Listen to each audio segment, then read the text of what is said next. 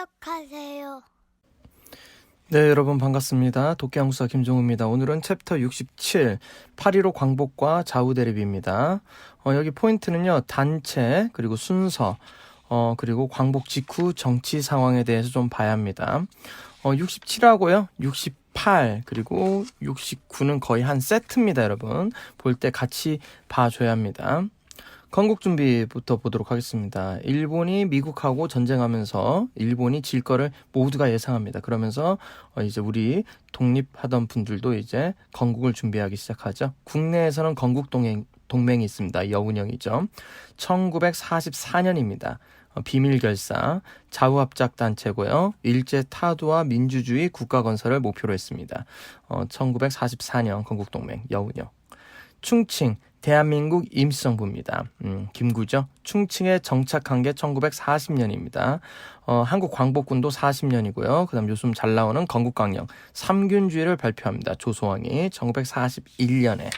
그리고 예난에 이제 조선독립동맹 김두봉입니다. 여기는 약간 자익 쪽이죠.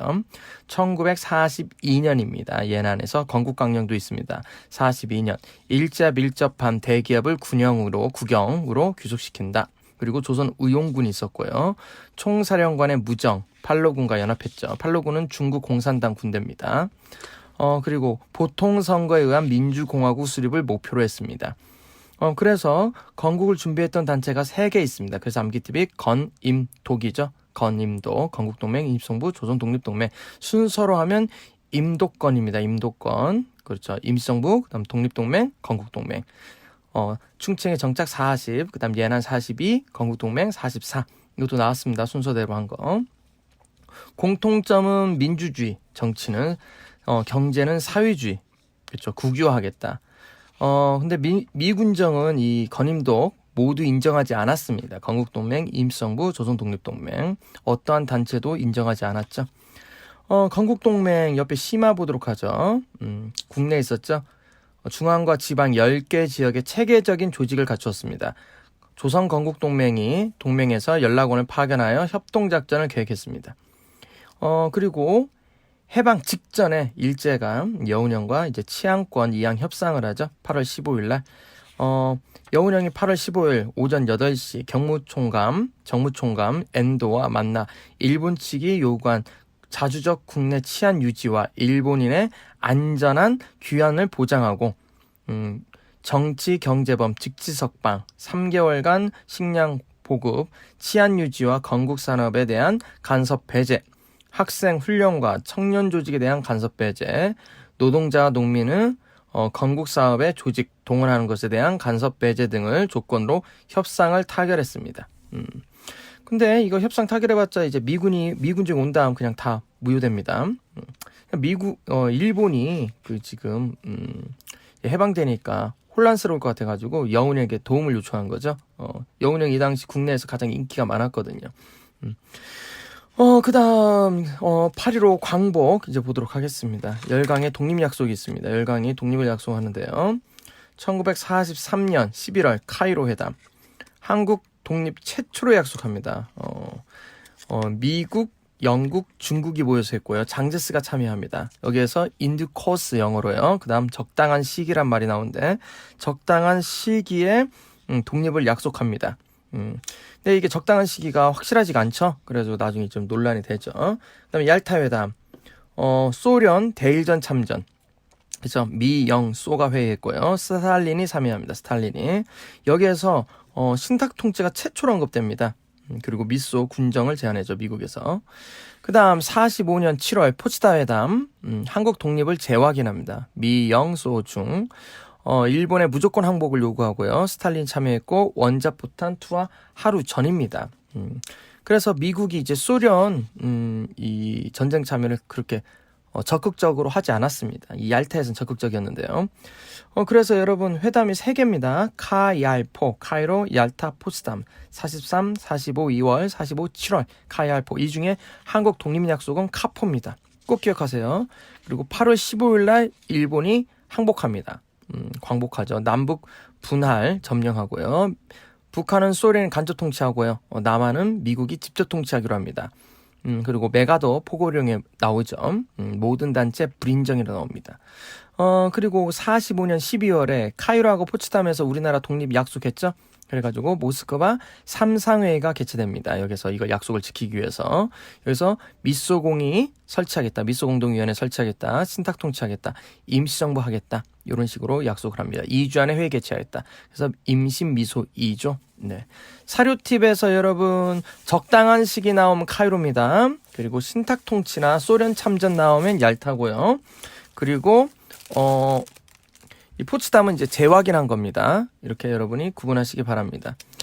광복 과정 밑에 순서 나오죠? 임시정부 활동하고요. 조선독립동맹 활동하고 카이로회담, 건국동맹 활동, 그리고 얄타, 포츠담, 미국이 원폭 투하하고 히로시마하고 나가사키에, 그다음 소련 대일전 선전포고하고요. 8월 8일 날 미소 양군이 38도선 분할점령 합의보고, 그다음 8.15 광복되고 북한하고 남한이 이제 분단되는 거죠. 북한은 소련이, 남한은 미국이. 오케이. 메가더 포고령은요. 메가더가 이제 국내 들어오기 직전 9월입니다. 9월에 들어오거든요. 북이 38도선 이남 통치는 모든 권한은 당분간 본관 권한에 둔다. 본관이 메가더입니다. 종례 후 정상 기능과 업무를 수행할 것. 그리고 독립운동 모든 단체를 불인정했습니다. 친일파로 활용했죠. 그 다음 이제 건국준비위원회 보도록 하죠. 1945년 8월 조직됩니다. 이 건국동맹이 이제 바뀐 겁니다. 줄여서 건준이라고 합니다. 시험 문제 건준이로도 잘 나옵니다. 조선 건국동맹을 기반으로 조직됐고요. 여운형, 안재홍 등 중도, 좌우가 결집했습니다. 치안대 설치하고요. 전국적 지부, 자주적 질서 유지하고요. 광복 이후 최초의 정치단체입니다. 그 다음, 우익은 불참했습니다. 송진우, 김성수 등은 이제 불참했고요. 건준이 강령 있죠? 완전한, 이거 사료로 잘 나옵니다, 여러분. 완전한 독립국가 건설, 민주주의 정권 수립, 일시적 과도교의 대중생활 확보, 이렇게 잘 나오고요. 그 다음, 조선인민공화국 선포하죠? 인공해서. 건준이 자익 주도하고요. 인민공화국 선포, 건준이 지부는 인민위원회로 개편됩니다. 주석, 이승만, 부주석, 여운형, 국무총리 허은이 주도되는데요. 이승만과 이거는 이름뿐이고요. 여운형이 주도한 겁니다. 건국동맹이나 인민공화국이나 이 건국동맹에서 이제 건국동맹이 이제 건국준비위원회가 되고요. 건국준비위원회가 이제 인민공화국이 됩니다. 그래서 줄여서 인공이라고 하죠. 꼭 잘 기억해야 합니다. 건준이가 이제 자익이 주도하니까 좌우합작이었는데 이제 우익이 나가고 자익이 주도해서 인민공화국 선포하는데 선포한 이유는 뭐냐? 이제 미국이 들어오려고 하거든요.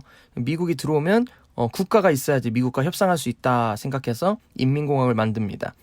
그런데 미국은 인정하지 않죠. 우파 없고요. 중도파 탈퇴하고 긴급 불참하고 좌익이 실권 장악하고 미군정한테 인정받지 못합니다. 그래서 이건 이제 곧 사라지게 됩니다.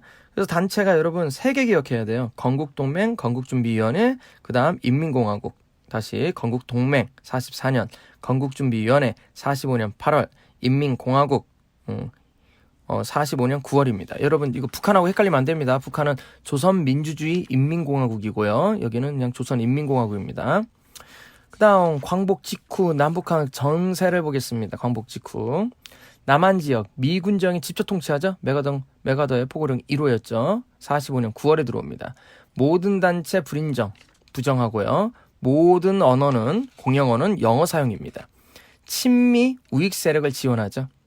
그다음 미군정은 총독부 체제를 그대로 유지합니다. 그리고 우익 지원하죠. 친일 관료, 친일 군인, 그다음 친일 경찰을 고용합니다. 그다음 이승만이 귀국하죠. 귀국 후 독립촉성 중앙협의회, 줄여서 독촉을 만들고요.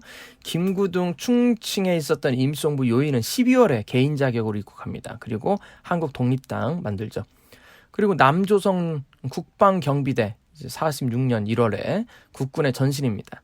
3일 소작제 총수확량의 3분의 1을 넘을 수 없다고 한 거죠. 원래는 70% 80%였는데 이제 3분의 1로 줄여준 겁니다. 근데 농민들 불만이 많았어요. 아니 해방됐는데 왜 땅을 안 나눠주냐. 그리고 미군정에서는 3분의 1만 소작 걷는 걸로 이제 바꿉니다. 신한공사 수립되죠. 동양척식 주식회사가 이제 신한공사가 됩니다. 또 미국 수집령 쌀값이 상승하니까요. 이제 수집령을 해서 이걸 국가가 통제합니다. 그러니까 처음에 미군이 오자마자 쌀을요 자유화했어요. 미국식으로 자본주의식으로 하면 될 줄 알고. 근데 이제 매점 매색이 늘어난 거죠. 그래서 미국 수집령으로 바꿉니다. 일본 재산은 미군이 관리했다. 이렇게 보시면 되겠네요. 북한 지역은 소련이 간접 통치합니다. 고려인을 이용해서 간접 통치하고요. 건국준비위원회를 인정합니다. 미국하고 다르게. 이 개편의 인민위원회로. 그리고 공산당이 장악하게 합니다. 이 공산주의 특징이에요. 기존에 있는 거 인정하는 척 하면서 자기들이 그걸 장악합니다. 그래서 건국준비위원회에 있었던 이제 조만식을 숙청하고 김일성을 이제 주력으로 밀죠. 그래서 김일성이 권력을 장악하게 됩니다. 조선공산당, 북조선, bun국, 조선신민당이 합쳐져서 북조선 노동당이 만들어집니다. 오케이, 됐습니다. 그럼 여기까지 여러분 8.15 광복하고 이제 좌우대립 직전까지 배웠는데요. 순서는 간단합니다, 여러분. 건국을 우리가 준비했습니다. 임시정부, 조선독립동맹, 건국동맹, 암기팀은 건임독, 순서는 임독건. 그렇죠. 그리고 세계 열강이 우리나라를 독립을 약속했죠. 카얄포 중에 카포입니다. 그리고 우리나라 독립을 확인하기 위해서 이제 모스크바 삼상회의를 했다. 이렇게 보시면 되고 국내에서 이제 건국동맹이 건국준비위원회가 되고요. 이게 조선인민공화국이 됩니다. 이게 동준이의 공이죠. 그리고 남한은 미군정이 집중통치하고 북한은 소련이 간접통치했다. 이렇게 여러분이 정리해 주시면 되겠습니다. 됐습니다, 여러분. 여기까지 하고요. 이제 68강에서 좌우대립으로 만나 뵙도록 하겠습니다. 여러분 수고했습니다.